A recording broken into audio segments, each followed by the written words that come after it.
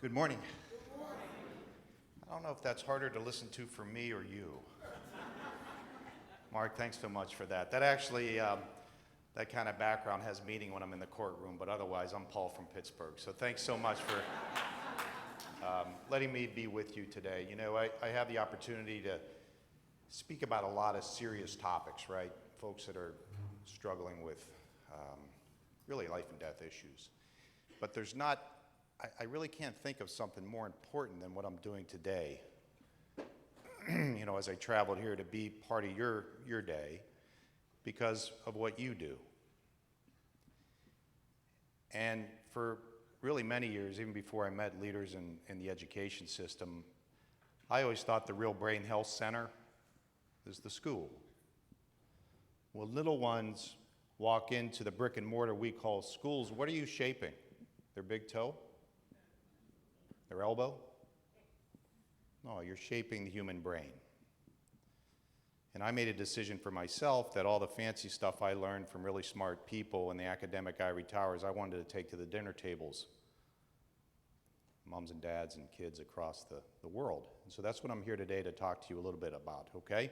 I'm going to get moving. My understanding is we're live streaming, so everybody behave themselves. Where's chapter 134? Those folks were really buzzed up over there. Although chapter 1 was the largest. I wanted to thank Nick for everything he's done to put this together. Certainly for me, he's just been terrific. So, and thanks, Nick. And to the board, thank you. And to the most important people in the room, Scott and his group back there that make all this technology happen for me. It's interesting to be in Puerto Rico because I hail from Pittsburgh. I live in Florida now, but I hail from Pittsburgh where, you know, my father was my hero, but so was Roberto Clemente. And so I find it more than ironic for me to sort of be here right now. That's kind of cool. It's a special thing for me. Got to watch him a little bit when I was a little boy. Now, let's get busy, shall we? I got a phone call from Bill Daggett and Joe Shannon out of the blue, and they said to me, "Paul, you still alive?" I said, "Yeah, I'm still alive." Because I had done a lot of talks across the country and in school districts working with folks in your field. And they just asked me some sort of questions out of the blue. What do you think about artificial intelligence? Pretty cool. You know, what do you think its impact is on education? And I answered the questions and I thought through it a little bit. Those are questions that deserve some time. You have to think about those things. And so that's what got me here today, all right? Albert Einstein really didn't believe in God at first. If you follow Albert Einstein, which I do, he's a pretty good person to follow a little bit, follow his thinking. He finally had a statement, it was an interesting quotation. He said, I know there's God because God's the only one that could have invented the universe. He said, I'm just trying to figure out how he did it. What I'm here today to tell you, and this is important, I know there's a God because God's the only one that could have invented the human brain. I'm just trying to figure out how he did it. And I ain't no Einstein. There was a question I got on the app. Will technology take the place of teachers? Good question. We're going to try. Just like they're trying to take the place of everything else, including your intimate partner. Okay? So if they're trying to do that, and I don't know who they are, but teachers, they're trying to take the place of doctors. Okay? Listen to me when I tell you the following. There is no single greater miracle on the planet Earth or in this universe or any universe than the human brain. I hope that's streaming all over this planet right now. It will not be replaced. Do you want the real thing or do you want artificial? So when somebody's trying to tell you that artificial intelligence will replace what we have to offer as humans, you're more than welcome to take the artificial. I suggest you stay with the real. And that's just based on what we think the human brain can do today, and I'm here to tell you with all confidence, we don't know. But what we do know still beats artificial any day of the week. And you have the human brain in your hands. You may have never thought of yourself that way, but you do. And you're shaping it with what you do professionally. Okay? So that's the context for my talk today. This is me. This is how you can get a hold of me. You go to school for 100 million years, you get a cartoon character. All right? So I literally have a cartoon character. Sometimes when I talk to older adults, they'll come up and they're upset because I have different colored socks on there. I didn't really ever pick up on that, but so that's a brain health lifestyle I teach the general public about, that you can actually shape your brain for health across the lifespan. Now, you can shape it for violence if you want. You can shape it for illness if you want. I'm interested in health. You're interested in learning. Learning is health. The more you learn across your lifespan, the less likely it is you're going to be ravaged by a neurological disease. Higher levels of education correlate with lower risk of Alzheimer's. Okay?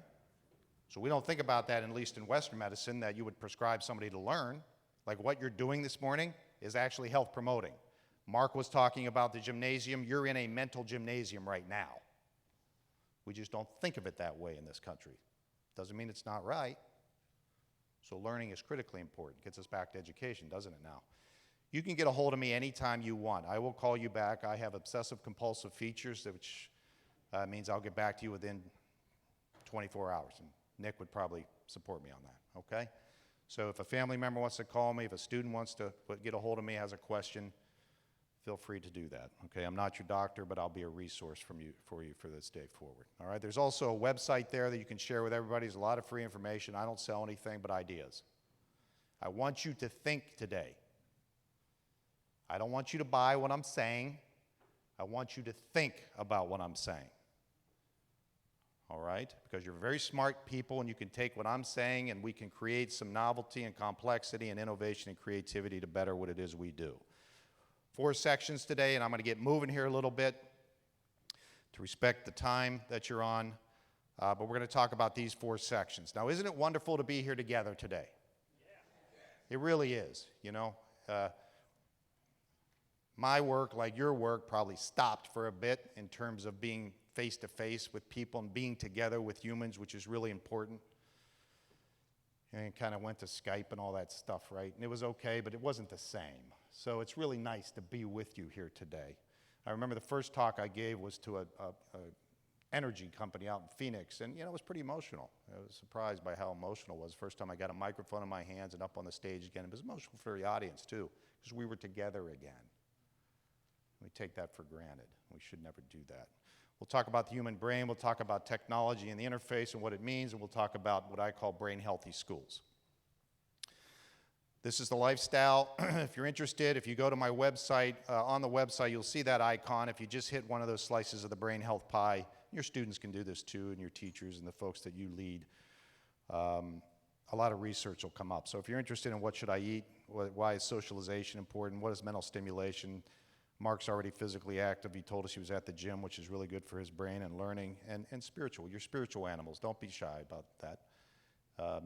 I wrote a book on, my background is Christianity, so I wrote a book about this guy, Jesus Christ, and what it might mean for the human brain, okay? And usually in my field, they take you out back and burn you at the stake for saying stuff like that, but it's what I believe. So you're a spiritual animal. That's not going to change. So that has impact for us. Now, in terms of where we are right now, and, you know, God bless you guys, because you're really, even before COVID, you're in such a difficult place. Your job is really difficult, and I respect that. And then COVID comes in, and it just made it so much more difficult for you, didn't it? And, you know, we're in a time now. I'm not a politician. We're in a time now where it's everything seems to be politicized, and COVID was the same thing. And it kind of split us apart. It made us angry at each other.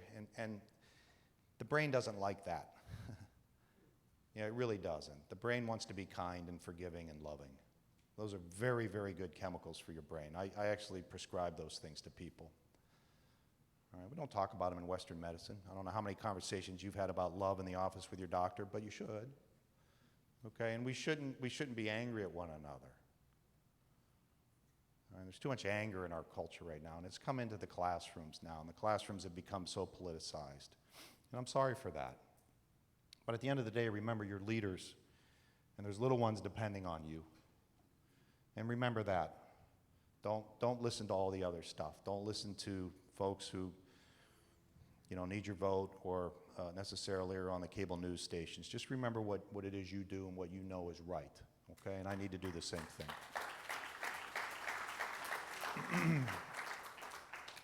For my own sanity, I've turned the TV off. I really have. I used to be, watch a lot, but I've found a lot of peace with that for me now. I'm smart enough, I think, to figure things out and make a decision. And I just want to be kind to everybody, no matter where they come from. Even if you hurt me, I want to be kind back to you, okay? But COVID did change our lives, and it affected the school system enormously. Ladies and gentlemen, I speak only as a neuroscientist. I don't have your expertise. You have to be with the child. Neurobiologically, kids have to see your face. Neurobiologically, they have to appreciate, like I'm trying to appreciate you right now with your nonverbals. 3 people over here are sound asleep, all right? I'm teasing. I have to see you smile. You just laughed. So my words made you laugh. Do you see how I impact your brain? That's how it works, okay? Masks, at the end of the day, are not helpful for learning or human connection. All right? Neurobiological. There's this thing called Dan Buettner wrote a book called The Blue Zone. You've all heard of the blue zones? COVID is the anti-blue zone. I came up with that, the anti-blue zone. If we had to get together today and in Puerto Rico say, hey, let's create a culture where we want to be anti-blue. Okay? Non-blue zones. Blue zones are where you live a long, healthy life. That's what that means. Okay, so all the things that go into a long, healthy life tends not to be medical. It tends to be what your grandma taught you. Okay? Let's create that, and then let's try to live in that environment. That's where we've been the past couple years. And we've closed schools. Probably one of the most, closing of the economy and closing of schools, we're going to look back and say was one of the most terrifically dangerous and negative things we could have done to our culture and to the world. All right? Families stayed at home, economic devastation, people losing work, having to stay at home. You change the whole dynamic of the home environment because kids were there. I don't know what to do. I've got to work. There's all these just psychosocial stressors, financial loss. Places of worship for God sort of changed. We couldn't get to church, couldn't get to the synagogue or the mosque. And there was a lot of physical and mental health issues. Suicidalities increased significantly. You talk to the emergency room physicians about kids. Folks our age, 10, 11, 12, 13, 14, 15% increase in suicidality, anxiety, depression, sleep disorder, irritability. The most common thing I told people across the country was, if you feel irritable, depressed, anxious, you're losing sleep, you're normal. That's how you should feel with what you're going through. If you're laughing at me right now and having a good time, come see me in my office, okay? But the fact that I really felt compelled to say that to people was really important, regardless of industry. People needed to hear, I'm not alone. I'm not weird. I'm not abnormal. I'm not doing well. Okay? Because we lost control. We lost our identity. You want to have mental illness, lose control. I take your control away from me, you will have mental health issues. Okay? So your brain has what's called neuroplasticity. It can be shaped. We've done a terrific job shaping it for harmful effects because of some policies over the past couple years. We need to kind of switch that around. And you guys, again, have the brains in your hand of a lot of people depending on you, a lot of little ones. So on the left-hand side, see everything's in verse for me, is the COVID environment. On the right-hand side is the blue zone. You can look at the differences there and see. Where you want to be, where you want to create a culture for your school, for your home, for where it is you live, you want to be on that left side. I'm sorry, you want to be on that? The right side, thank you. You want to be on the right side. So you want to be physically active, right? You want to be socially integrated. We're not meant to isolate or segregate. We don't hibernate, we humans. You want to eat foods that have a lot of plant-based, the Mediterranean diet, very, very good. You want to try to reduce overall calories. You want to continue to have a sense of control. Do things that are novel and complex, new and difficult for you. In the classroom, do things novel and complex. Sunshine's really, really important. Really important. One of the things I was reading about the other day, all of our tablets, somebody asked me this on the app for this conference.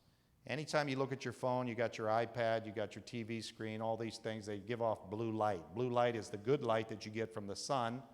Each and every morning, it gets you going each and every morning, okay? Increases your blood pressure, gets the glucose moving, gets you up and about, helps you get to the bathroom and do all the things we need to do to kind of get going with our day, all right? What happens, though, is the light that we get from all these devices has blue light, so basically you don't sleep. So it takes away your melatonin, okay? So sleep's pretty important for the education system. We probably, think through this, don't take my words, we probably haven't set up the school day on the circadian rhythm most maximizing learning. So my wife and I raised 3 boys, and I still have this image of my son, particularly the youngest. His name was Paul too. Typically the youngest. He didn't want to eat breakfast in the morning. Not a good thing for learning. I used to say, Paulie, just go out and eat a piece of the bark off the tree in the backyard. If you do that, you're going to be better off than not eating. Then he was running down to the bus stop with his pants around his ankles, right, because he was late for the bus. You know how it is. Probably not setting the brain up for a good day of learning, okay? So sleep is, boy, I really respect sleep more and more. You want to have some economic stability, financial health. You want to have a relationship to a higher being. It's very important for your health. We got to stay emotionally connected. Now, one of the things that I'm learning about is holistic education. Is that a common now thread through education? It is for health. I'm big into holistic health. Holistic education. That means just not facts and figures, right? That means emotionality. What is it that when I heard this gentleman right here, I forget your name, come up here, he had a lot of passion, a lot of emotion. That's engaging. He could have come up and said, good morning, everyone. We're going to go ahead. Do I have a second? No, where is that in your students? How do you bring that out? What if a student's goal in life was to make a really terrific turkey sandwich? Then I would say to you, you get up there and you tell me how to do that. And don't tell me with facts. I want to see you emote with that, okay? I'm not here to tell you just about the brain. I'm here to tell you about it's the single greatest thing ever designed. And it's you. That's what I'm talking about today, you. That's how you bring out the emotional system. I'll show you in the brain where you can tap that. Okay, it's the emotional system. It's what gets you amped up. It's what makes you stand up. All right? Your kids all have that. Your students. You find that for them, you just found $1 zillion for them. That's $1 zillion value, man, because you just found what it is maybe they want to do with what it is they want to do. Do you know how rare that is? To find somebody who's doing what they want to do? That's gold. All right? So, what did we know from COVID? Now, this is Centers for Disease Control, and you know this. Anxiety and depression went through the roof, okay? We're talking right around that early 2020 period, forward. And you can see here the percentages of increase. And we're not out of this. We don't talk a lot about it. Trust me when I tell you, this is a major national problem we have right now. And we're not addressing it because still in the United States of America, we don't talk enough about mental health, if you will. Better than it was when I was a little boy, but we're still not at a point where folks are as open. But there's a lot a lot of us in here, you don't have to have a disease. We're struggling. This is difficult. It's hard, what we're going through. And it's not your fault, okay? So we're trying to regain a little control over all of that. Students began failing more often because of the distance learning. You guys know this more than me. You're more an expert at this than me. You know the numbers more than me. I'm smart enough to know it exists. I'm smart enough to know that you cannot maximize learning from distance learning. They need to be with you, okay? Telemedicine is not as good as being with your doctor, particularly a doctor who listens to you, all right? What's the common thread? We need one another. We need to be together. That gets us back to how we started. There ain't no robot going to take that place, okay? Negative effects of distance learning, okay, CDC director. It's not my opinion, CDC director. In fact, negative effects of distance learning outstrip transmission of risk from in-school learning. There's a lot of people that don't believe that, okay? And that's where we get into kind of debates. And it's always good to have a debate. Just do it without anger. You know, you can have a debate with love. Right? I really disagree with you, but I love you. We just disagreed, but we can go now and have dinner together. That can happen, okay? This is an interesting, I read this a couple of times, it's come to the New York Times. U.S. suicides declined overall. I just want to make you aware that there's a heck of a lot of data that says that's not true, okay? This is from the American Psychiatric Association. Unfortunately, suicidality went through the roof, continues to go through the roof, and suicide completion unfortunately, has also increased. This is a month behind, isn't it? What month are we in right now? July, right? So I put this together, and I'm a data-driven person, so rather than create policy out of emotion or because I need you to do something for me, I just look at the data and say, where are we? So this was, somebody help me out here, where are we? June 7th? Total number of reported cases of COVID-19, 82 million. 82 million. That's a real issue. Okay? So if somebody doesn't think it's an issue, it's an issue. We got a problem. Okay? Deaths about 999,000. We got some math folks in here. You can do the math. Less than 1% die. But that's 999,000 people that we love. So that's a real issue. But when you try to create policy and think it through based on what it is you do in your life or in the education system or in the economic system, you have to say, where do we make the interventions? Where should we make interventions? We need to make interventions for my 98-year-old mother because she's frail and she's vulnerable to what this thing can do to her.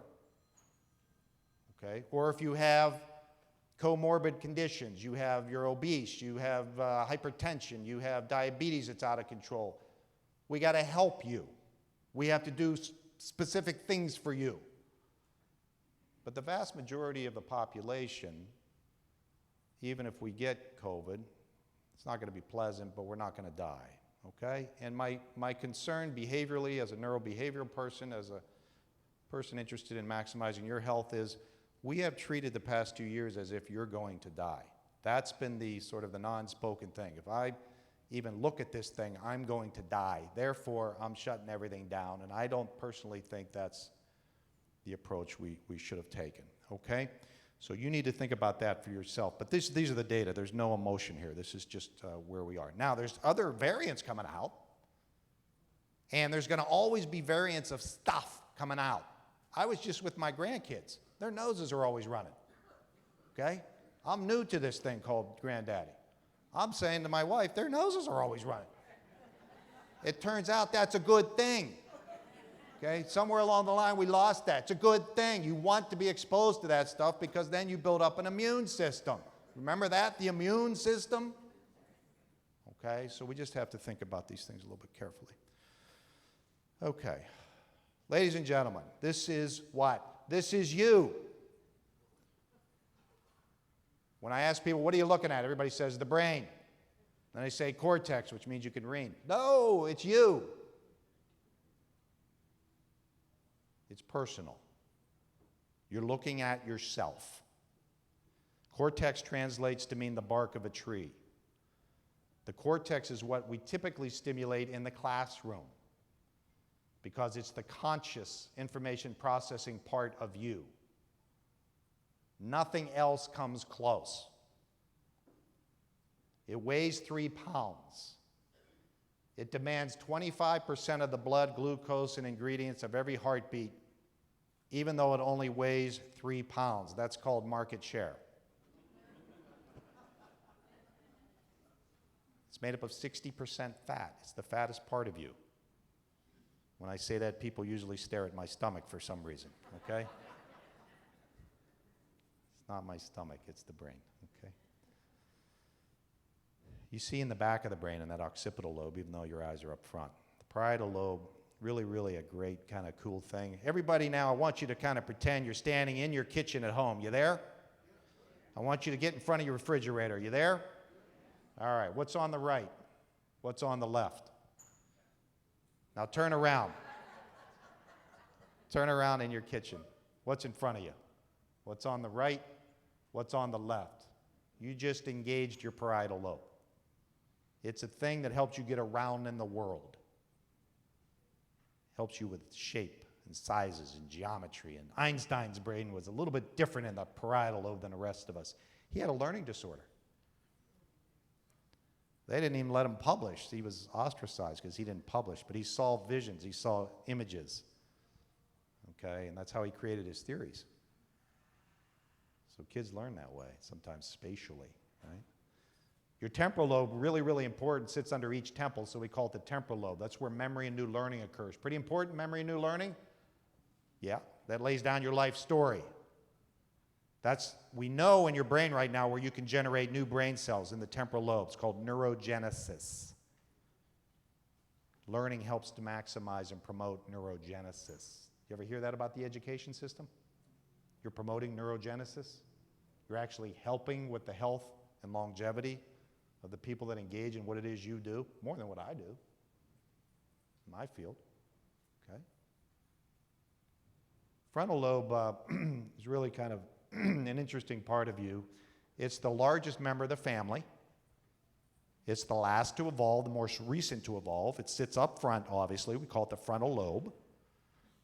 It really doesn't have facts and figures. You can lose your frontal lobe and your IQ will not go down. But it's like the grand maestro. You ever go to the symphony, you see that human being up front doing this stuff, you know? Did you ever notice that person doesn't have an instrument? He's telling the rest of the people who have instruments what to do. That's the frontal lobe. That's the board. That's the teacher. That's the principal. You are the frontal lobes of the system, telling the rest of the people what to do. Okay, it's also where your personality is. Anytime we have a disorder like depression, anxiety, obsessive-compulsive, attention deficit, hyperactivity, schizophrenia, something's going awry in the frontal lobe. Okay? And that's where your circadian rhythm kind of takes place. So how many people in here are roosters? Okay, you're getting up real early in the morning. You're roosters. Okay? So by about 2 o'clock, we roosters, we're all going to be depressed. Okay? Now, how many people in here are owls? You know, I think it was Tom that said last night we had good attendance at the bar, right? So you're all owls. So they're the ones that are very irritable in the morning, okay? You want a quick lesson on shaping of the brain? I always try to have a little fun and tell the people organizing the conference, don't put any coffee out. Let's see how this goes, right? You want to see irritability spike real quick, huh? The other thing, while I'm at it, just for a little fun, I was in the NFL concussion lawsuit. I saw some NFL players, and unfortunately, when you have head injury, the front part of the brain gets hit because you see personality change and you get some attention issues, memory problems. But for people that don't work with that kind of population, I just like to tell people, if you want to see a change in the frontal lobe, because that's where your personality is, right? Just go with, with a group tonight to the bar again, where there's good attendance, supposedly. And watch after a couple of drinks, see what happens. Pick on me. See what happens to Dr. Nussbaum. Did I ever tell you I love you? Now, what just happened to him, right? Well, alcohol is a chemical like caffeine, okay? But it can go to the front part of your brain. It shuts off the front part of your brain. The front part of your brain helps to keep you graceful, helps to keep you ethical, right? So, all right, I had a tough day. Kind of a second or third drink for me now is, going to hit that frontal lobe, all right? So that's kind of what happens in a natural. And then you apologize in the morning, right? But that's a way you can learn about the frontal lobe. You all have a subcortex. It's underneath the cortex. The subcortex is where you process information subconsciously. It also helps you with procedures and routines. So when I have someone with Alzheimer's disease, their cortex has been hit. They can't process information consciously so much, but boy, they're still pretty good at routines and procedures, okay? Things that are overlearned. So that's kind of how we help those folks with quality of life, okay? Your subconscious got involved for you this morning, and I don't know you, but you're just like me. We're not different, okay? So you get up in your household or your tent or your condo or your mansion, wherever you come from, right? You get up and you do certain things in the morning, right? You're like me. You get up and you probably go to push the button, right? We got to have coffee, so we go push the button. And then, we might turn the TV on, right? So, and then we're yelling at the other people in the household to get ready because we got to do A, B, C, and D. And then lo and behold, something really wonderful happens. What's that? You get dressed. How do you know that? Because you're dressed, right? But you weren't thinking about it consciously. You just kind of got dressed. And the guys, Mark would admit, we look pretty good in here, guys. We got 2 shoes on this morning, right? We got pants are facing the right way. We're kind of color coordinated. The ladies are really kind of going all out. You got things on the ears and hanging around and up in here, right? And we all look pretty snazzy. But all that stuff happened using your subconscious. Then when you're at work, you go to work in a car. You're not even thinking about what you're doing. You just get there. Okay? Now, if you go to a different spot or you take a different route or you plop your brain into a new environment, now you're using your cortex because you have to be conscious of where you are. That's why travel is good for your brain. Okay? You do the same route every day, not as good for your brain. Believe it or not, men are not women, women are not men. Okay? Women probably have a more advantageous brain. The brain on the right is the female brain, lighting up on both sides. We're looking at language and communication there. The men tend to be more unilateral animals. We tend to use the left side of the brain, which is primarily for communication. So ladies, guys are very task-oriented animals. You hear me? Task-oriented animals. You want a happy household? Give us tasks, okay?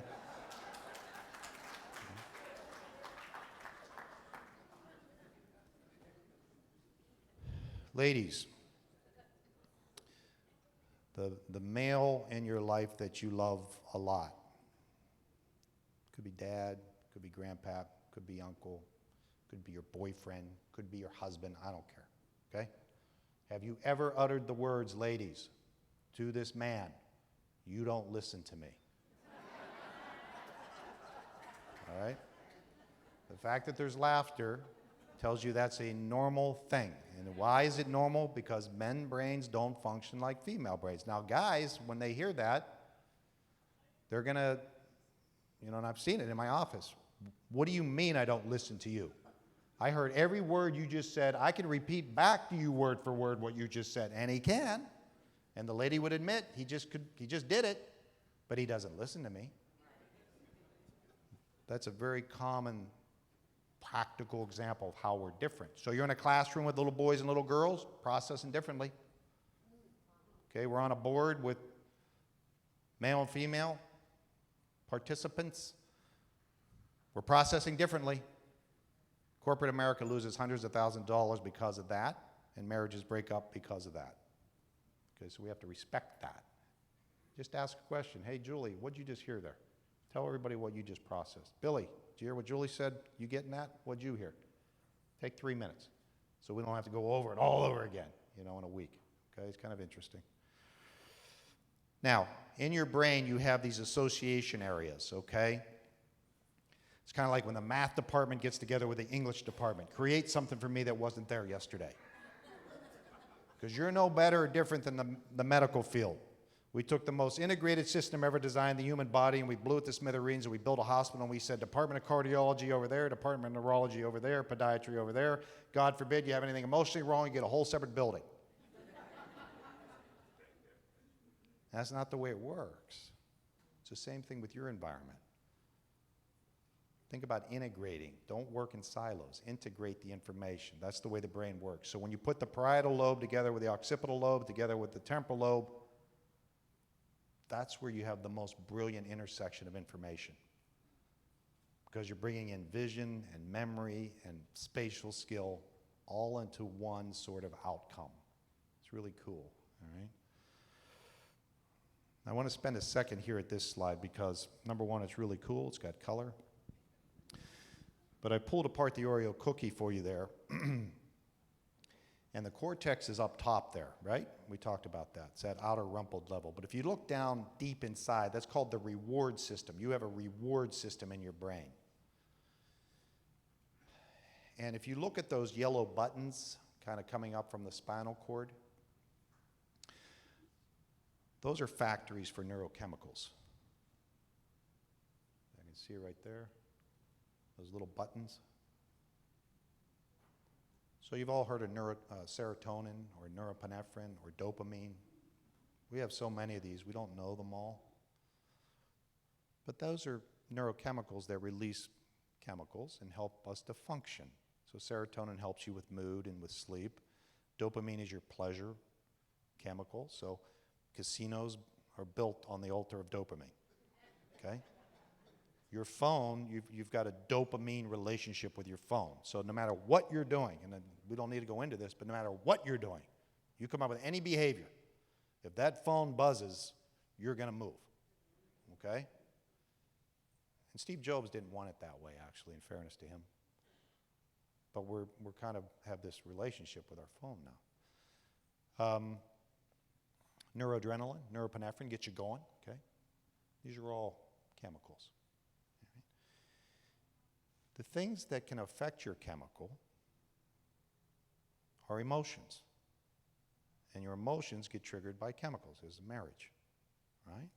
So if I don't want you to be healthy, I would say to you, spend some time being angry today. All right, be hostile. Mistreat people.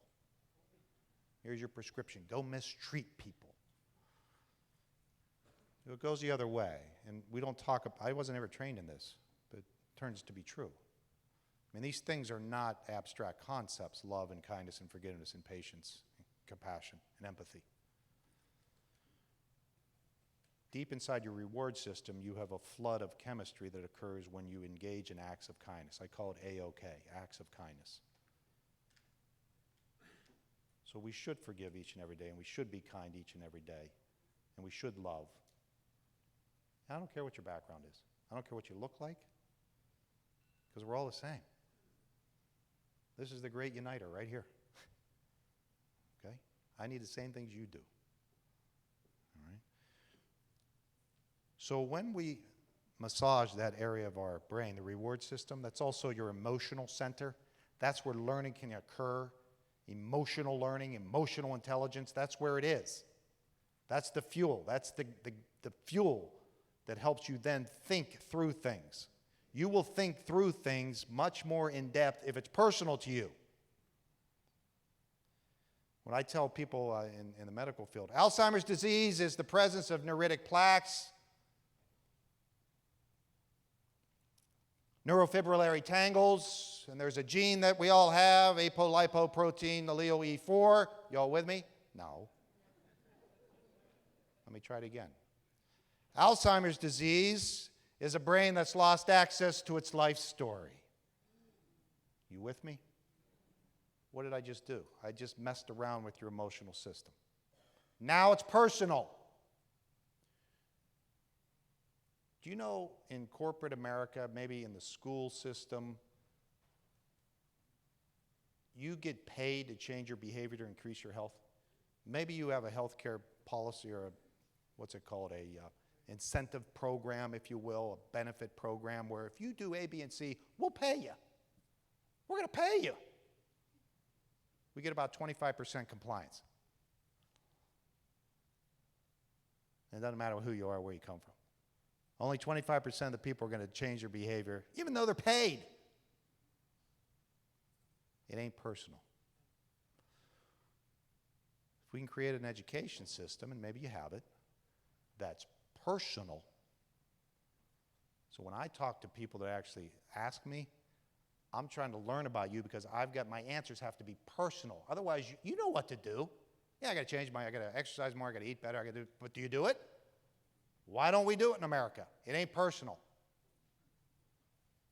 When we start hitting that system, it becomes personal. Then it lets that outer shell begin to think through, innovate, create, learn what's personal. Okay? Math probably isn't personal, but it can be made personal. Okay? That's the trick. And I mean that in a good way. I don't mean that in a bad way.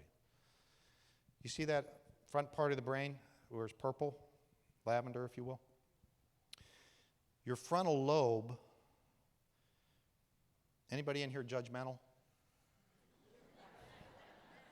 Nick and I are the only ones judgmental. Okay. Anybody in here gossip? Nobody's gossiping. All right. Okay. That your frontal lobe does that. Okay. Now here's an interesting thing, and listen to this. And the frontal lobe gets you to anger. When you love, we're coming up now from the reward system, deep inside there, right? It's the old part of the brain. You cannot be angry. Physiologically, you cannot be angry when you love. When you love, the front part of the brain shuts off. So you cannot be judgmental, you won't be angry, you won't gossip. That's love. It comes from a higher source. So we should practice love. Did you ever hear the saying, love is blind? You ever had anybody in your life say, dude, what do you see in him or her? What? Right? Love, the frontal lobe shuts off, okay? That's the way it works, all right? So it's interesting when we think through these things. And one of the things they told me was, Paul, you'll hit it out of the ballpark, but you got to give these folks something to go with, some practical things. So I'm not going to leave you just with concepts today, okay? I'm going to get you there with some practical things. But these are the underlying foundational principles I want you to understand. So we are mapping the brain. We are so primitive, but it's exciting because of the things we're learning about the human brain.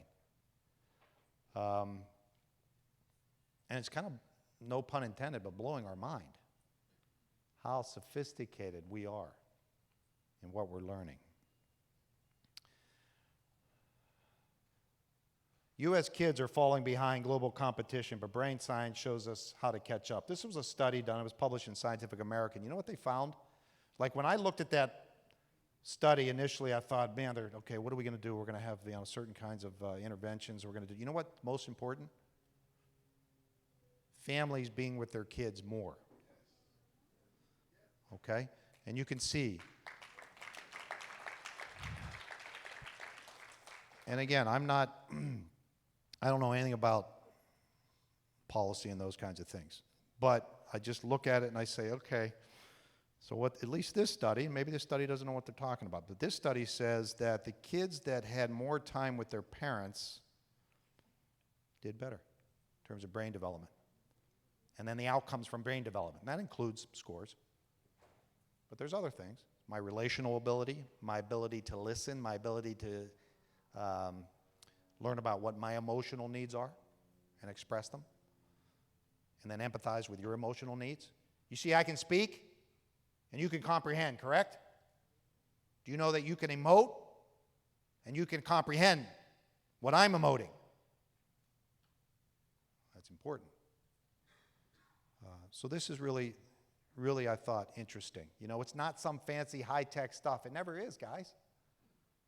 It's back to what Grandma taught us. You got to be with one another. Be with the people that you love.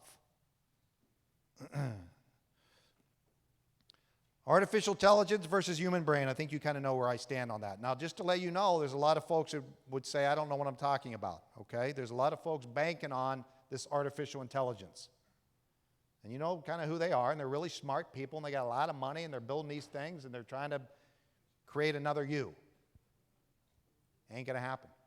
I'm glad this is streaming. Ain't going to happen, okay? They're nowhere near. They won't tell you that. They're nowhere near doing what you can even dream of doing. And they never will be.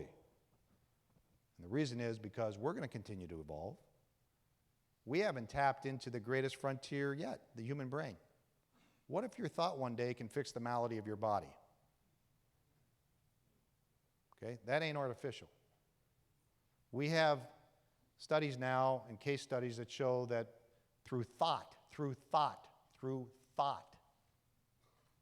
a person who is paralyzed can begin to move his or her limb again.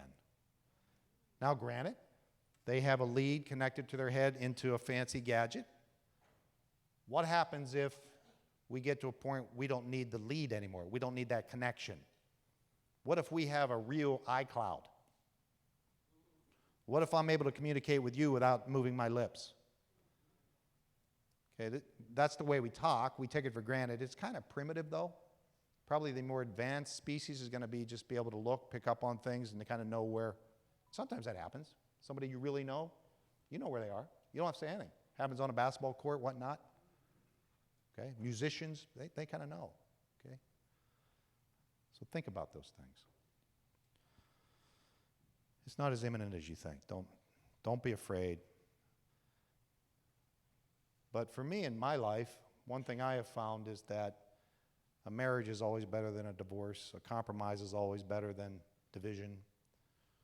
How do we marry? And this is one of the questions I got. How do we marry? And we can marry. And one of the things I'll propose here for you in a second is let's marry all this technology, because it's here. It's not going away. And the younger generation, they're kind of native to it. My generation is a little bit more immigrant to it. We had to learn how to use this stuff as kind of fancy for people in my age. But these kids, you know, you look at grandkids and 2-year-old, they've already got these sort of iPads, right? I mean, holy cow. And we're learning how the brain constructs the outside world, all right? And it's really, I just want you to have I want you to be impressed with yourself and your ability. We learned recently that prior to death, this was an interesting study. It wasn't intended as a study, but a person was having their brain monitored, and he died. It was seizure activity, and he died. And during that time, the brain continued to function, and there were visual spikes going on, and the person kind of recalled, because the person came back to life, the person kind of recalled literally kind of going through the Rolodex of your life, things that are most important to you. We don't know if it's true or not because there's only one. It's not like you can study this stuff easily, but it seemed to fit with what people anecdotally had said when they had a near-death experience. So it's kind of interesting. Okay, this is how complicated things are. Now, there's an interesting study called the taxi study, London taxi study. The London, if you've ever been there, sits on a maze. It's very complicated. And they actually studied the brains of the taxi drivers. All right, and they found that with these taxi drivers, with imaging, that part of the brain called the parietal lobe that I told you is important for spatial mapping and spatial representation actually showed volumetric increase in size and in density and number of cells, and same thing in the hippocampus, which is where we learn, deep in the temporal lobe. So their brains changed. It was almost like if you go to the gym and you lift a barbell 25 times, your biceps can be a little bigger than mine. Same thing, only in a normal practical example of a taxi driver, okay? And it was in the hippocampus in the parietal area, important for spatial learning, that these changes occurred. They wanted to know, well, is it the same thing for bus drivers? Here's the difference. It wasn't. Taxi drivers, their brains developed a little bit more than the bus drivers. The reason was the bus driver knew the route, right?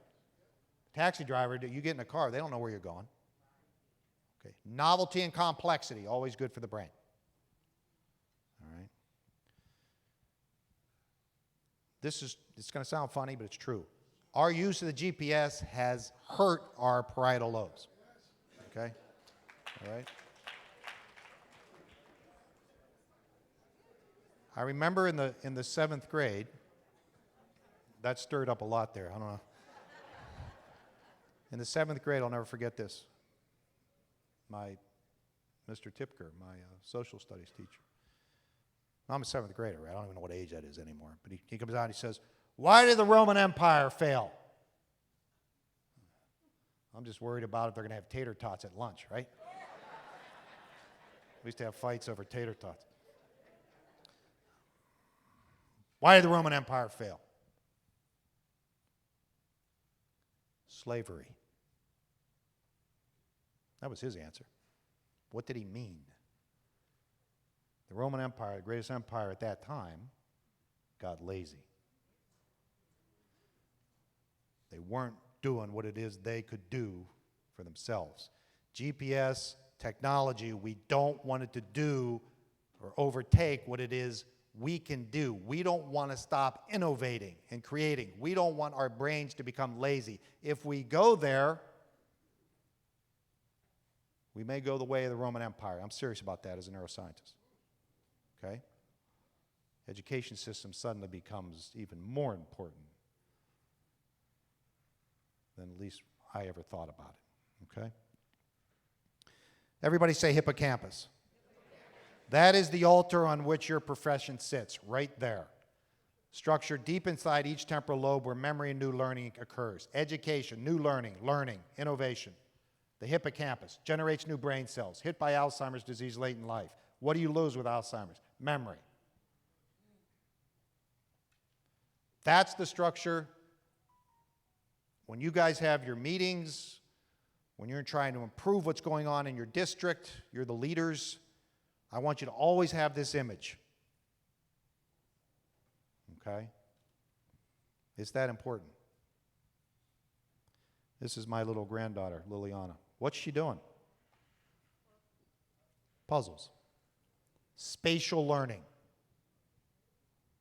Don't lose sight of the importance of the basics. Don't buy into all the stuff with the high tech and whatnot. Grandma is always right. Okay? You can have the fancy stuff, all the iPads and all that stuff. That's fine. Technology, we don't want, it's here. We got to use it. We got to marry it. That doesn't mean this has any less value. That's where her brain is. Okay? Okay, final section here. Now, I'm a neuroscientist, so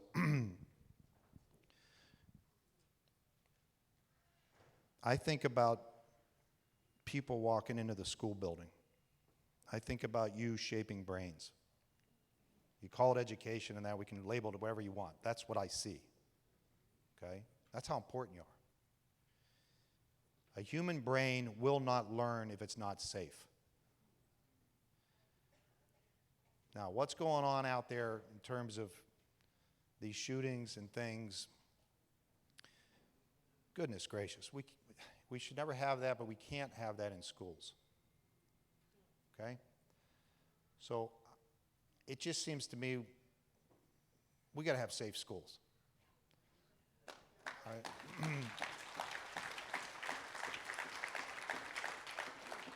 Purely as a neuroscientist, if I were to tell you right now we're not safe,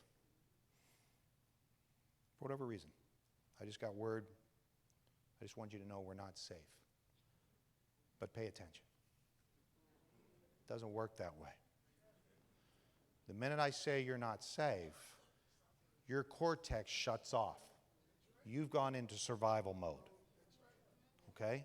If our school system, and it's not your fault, it's not my fault. We don't have to worry about fault. Let's just fix it so it's safe so that the brain is at peace, the teacher's at peace, the principals, the administrators are at peace, and the kids are at peace to do what it is we want to do in this country, which is to teach and to learn. Okay? Can't happen unless it's safe. That's how important it is. I haven't heard that conversation as much as I'd like to. I'm biased. I'm a neuroscientist. Okay? I hear about other things. This group wants to do this. This group wants to do that. Can we just make sure it's safe so we can learn? That's all I'm coming from. Okay? So whatever it takes for that, we need to accomplish that. Because everything else doesn't matter then. It's not safe. Here's some thoughts for you. This is not mandated. This is not dogma. I'm trying to get you to think a little bit. I'm coming at this from a brain-healthy school perspective. I'm trying to share this with schools and leaders like you across the country to think a little bit about. So the culture of brain health comes from studies on animals called enriched environments. So is the school enriched? Remember, you're shaping brains within those walls. How are you shaping? How are we doing it? Are we doing it in a positive way, a negative way? Think about that. Curriculum. I would argue that there should be ongoing curriculum for the teachers, for the leaders, for the parents, for the students about the basics of your brain. If you know what's going on under your hood, you're more likely to kind of work on it, okay? Then it becomes personal. And I've done this with kids. The largest audience I was ever in front of, you can see it on my website, was 15,000 kids in an auditorium. Odyssey of the Mind event. Kids get into this stuff. And I saw some school districts across the country do science fairs based on the brain and then kind of tweak their nutrition there or their physical activity, their gym, what we used to call gym classes, maybe had some math in it all of a sudden as we're moving. And maybe there was a classroom rather than sitting, because listen to this, and the kids love this when I say this, you have no learning cells in your buttocks. So rather than chairs, maybe we have stationary bikes. These are radical ideas, I know. But as we move, as we're active, our brains are better able to learn. The measures of outcome that I know you have, because you get funding for certain measures of outcome, can also be about holistic education, holistic health. For me, you're going to do a better job if the brain that comes into the classroom that day, into your school district, is more positioned from a health perspective versus a brain that's not sleeping, not eating well, it's coming from a difficult background, and it's got other things on its mind than the lesson in front of him or her. But you need to know that. Having a portal of experts, around, even people that you can just refer to for everybody involved. When I say everybody, I mean everybody in the ecosystem of the educational district. I would incentivize neuroscience updates for everybody. Kids will get into that. Teachers will get into that. Some of that may already be going on. I give workshops to teachers because I think you really are the brain health people, promoters, more than me. Daylighting is really important. Even the lighting in your school is that important. Okay? There are certain lights that can help. Walmart knows this, by the way. They've got lighting set up. They've seen changes in consumer behavior. Certain blue lighting. And if you had a school classroom that was later in the day, you'd have changes in the lighting. I mean, this stuff is well researched. It's not that rare anymore. So when you have multi-sensory stimulation, that's better than a silo. So think about integrating courses. Have the teachers talk with each other to create a hybrid. Music can be an underlying thread through coursework. When I walked in here today, there was a gentleman playing music. It changed your mood. Okay? When I'm in front of somebody who has lost almost all information but their name, my singing to them gets into the brain in ways that my speaking does not. Okay? Music, art. These are things that help us with positioning the brain. You're positioning the brain to be in the best position it can be to learn. So lesson plans would follow this. Alternative settings outside the classroom. Einstein never wanted to teach in this classroom. He hated it. So he would take his kids on walks. Or his most innovative moments were riding the bike. Your most innovative moment likely will not be behind your computer or in your classroom or in your office, in the administrative suite of leadership, if you will. It may be in the shower. It may be eating an ice cream cone. It may be on your walk. It may be just when you close your eyes. It has nothing to do with your profession, but suddenly something pops because you've permitted your frontal lobe to relax a little bit. The worst thing we can do in education sometimes is to structure. The best thing we can do, I always tell teachers, one time just come into your classroom and say to the kids, hey, no lesson plan here. What do you want to do? What are we going to do? Put it on them. All right, there's an idea. Johnny, let's run with that. What do you think of that? Okay, now we got them going a little bit. Okay, the more we structure, the less you're going to do. You're pretty structured here today. How innovative are you going to be? Not much. You might move one side of the chair to the other side, okay? There ain't much more going on in that, right? Because you're so structured. All right? Really, really important. And I've already told you where I come from in terms of a belief of a higher being. I can promise you if I have a big licensure examination, a math test or something like that, I'm going to close my eyes and say a little prayer to myself, okay? Your kids are no different, nor are you, okay? Now, it might not be a prayer, but I guarantee you, y'all remember Mrs. Jones walked into math class in 8th grade. You studied. You did a good job. You studied. You were ready. Well, how did it go? All right, everybody, clear off your table. Put your material under the desks. You so much as look at your neighbor. We're going to completely wipe out your ancestry. You got 30 minutes, not 31. Your entire grade point average depends on this. Go. I mean, can we make it any more stressful? Kid stands up, got an 85, pretty good score. My mom, my 98-year-old Italian mother, wouldn't accept that, but pretty good score, okay? But I stood up from my desk, I walked 15 feet from my desk in that classroom into the hallway. And I engaged in the universal nonverbal that every student will engage in. Palm of the hand to the forehead. As soon as I got out in the hallway, the answer came back to me. Oh, why did the answer come back to you there rather than at the desk? No stress. Kid studied. He did his job. He listened to you. You did your job, but we didn't get the 92. We got an 85. Now you don't get the funding and everything else, right? Just reduce the stress. And that can be done through some deep breathing exercises.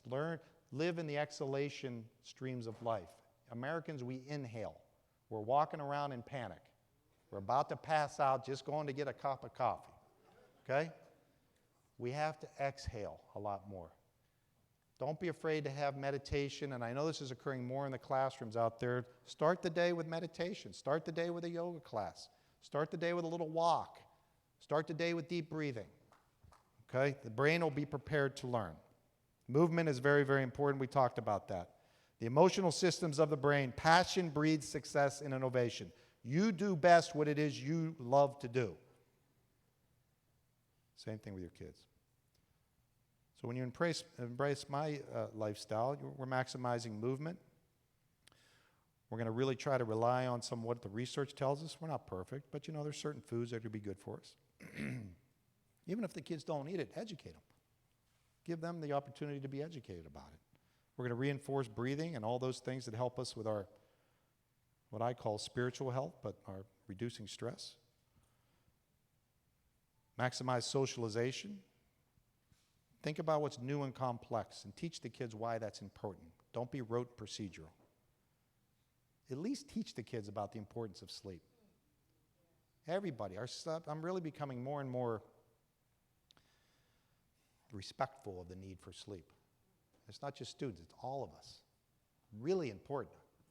I mean, it does everything for us just about, okay? It helps us with our weight, reducing obesity, reducing stress, enhancing learning, consolidating what you learned during the day, okay?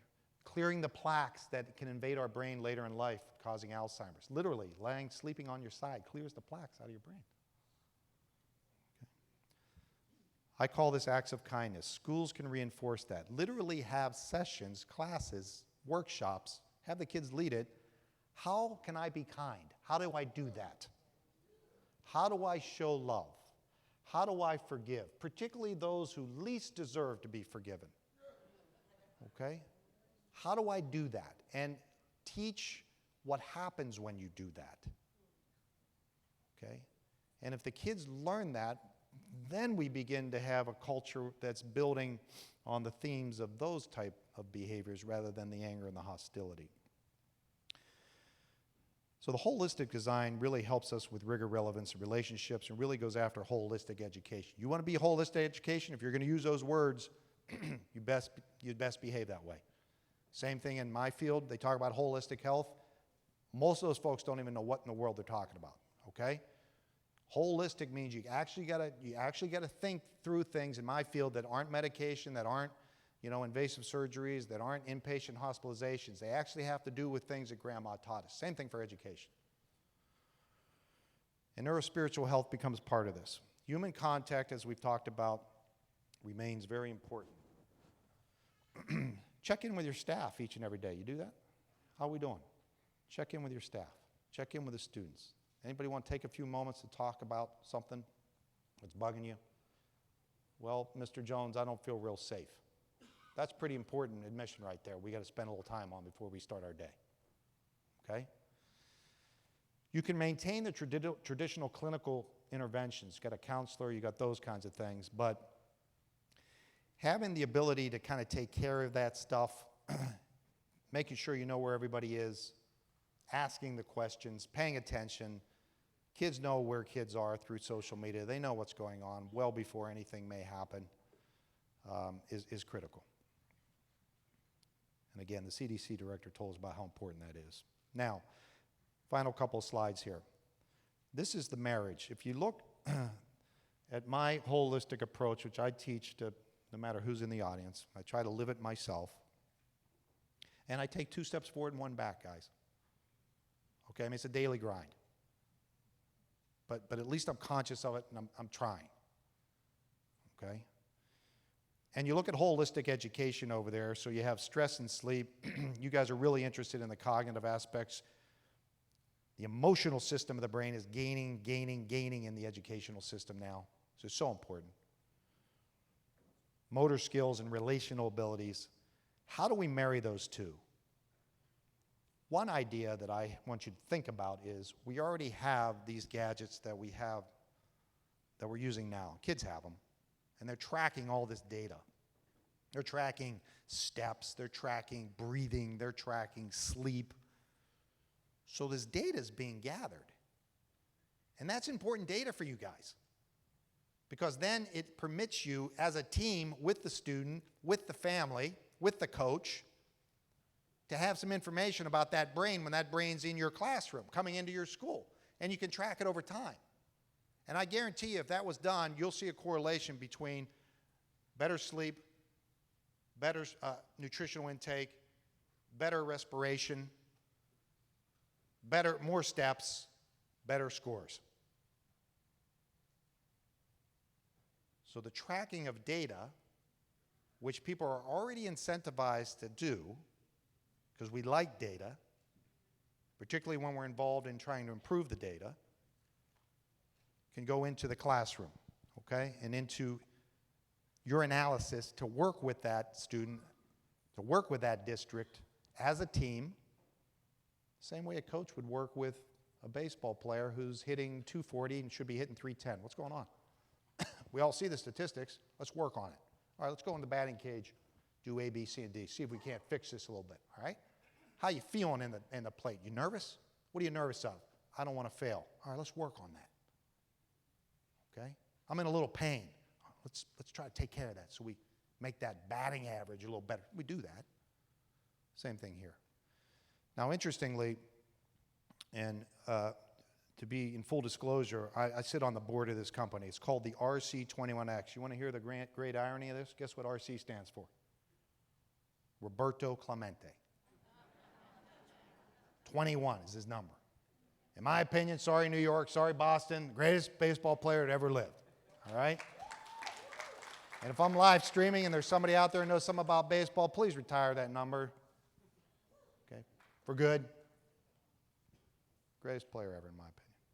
He died a hero.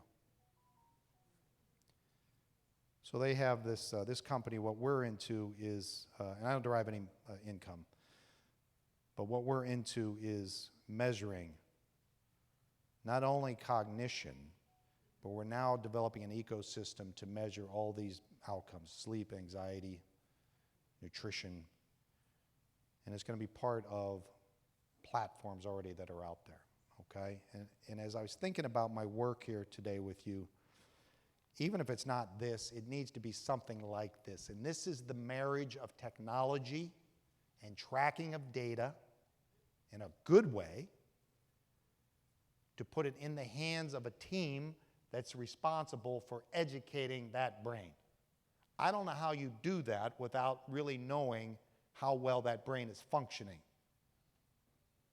Okay, is that brain stressed? Is that brain not sleeping? Is that brain not eating? Is that brain not moving? How well are you going to do with your math courses and your education courses and your emotional learning if you don't know that and you can't fix it? Okay? So that's a way that you can get a hold of them. There's their website. Feel free to reach out to them. Tell them Dr. Paul called you. You can call me as well or get a hold of me. But that's a practical solution where that could be sort of piloted in your school districts if you wanted. Okay, so in summary, artificial intelligence will not eclipse real intelligence. Not going to happen. Bet on the brain. Now, in fairness, there's people on the AI side right now would say Dr. Nussbaum doesn't know what he's talking about. May be true, okay? But I'm not changing my stance. Technology, including AI, is here to stay. We have to respect that. It's not going away. It's going to affect our professional and personal lives. Already has. Children and adults are now native to technology, so it's part of who we are. And our brains have changed because of texting. Our brains have changed because of social media. Not always positive. The human brain has unlimited capacity, and it can be shaped in all aspects. We want in here, and hopefully on planet Earth, to shape the brains in a positive and health-promoting way. But shaping the brain for development in all spheres is holistic education. A healthy brain facilitates holistic educational development. That's what will lead to innovation, creativity, emotional intelligence, and relational depth. We can marry technology to this approach. Schools that integrate a culture of brain health with holistic education using technology and AI can maximize learning and personal development. In my opinion, data analytics is critical and necessary. It provides feedback to you, to the individual, where I can improve, and to the team to help me improve. It reinforces the culture of, I'm involved in this. This is personal. I want to get better. Students, parents, teachers, administrators, boards, community partners form the team. Thank you very much.